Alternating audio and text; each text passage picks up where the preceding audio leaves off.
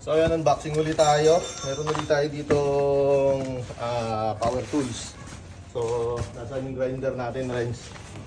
So yung Tansu na brand, napakatibay, pati yung battery niya.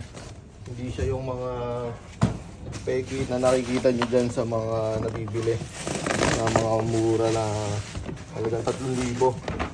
So ito halagang 4,000 plus. Ito si Tansu na grinder ko. Lagi nyo ito nakikita sa My Day ko at sa mga video ko na lagi ko siyang ginagamit. So, pag nag-charge kayo, ito 20 cell na battery yan. Napakatagal talaga malobat. So, may bago tayo ngayon kasi nasira na yung mga impact wrench natin. So, meron tayong bago ngayon. Siyempre, kompleto yan. Kompleto ng mga socket. Ayun, ganda ng socket. So, tingnan natin. So, ayan, ganda ng socket niya, oh. Yung kulay itim, ito yung matibay. So, yung kanya namang impact. So, yun. Ang ganda naman nito. Battery, 15 cell lang pala yung na-order ko, pero pwede na to. So, ang lakas, ah. Testingin natin. Ano bang pwede natin pihitin dyan na matigas-tigas? Engine support. Ha?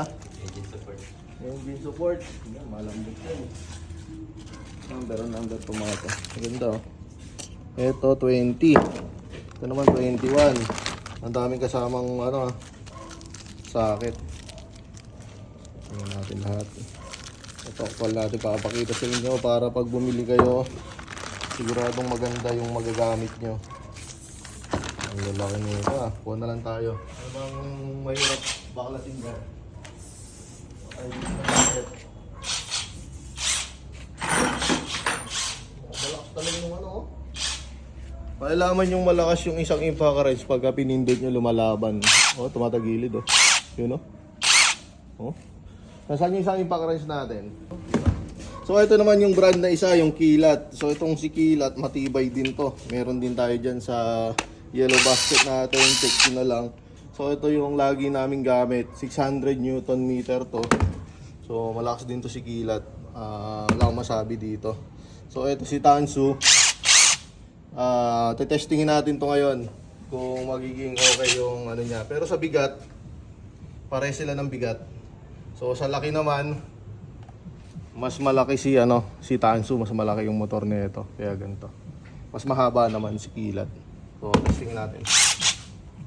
So, 600 Newton meter to. Contract na daw to, sabi nila. Pero kailangan ko kasi ng mas malakas. Tapos, ang RPM niya is 3,000 RPM. No? 3,300 RPM. So, ang pakalakas ng RPM niya. Testing natin. Okay. Mas malakas nga to, ah.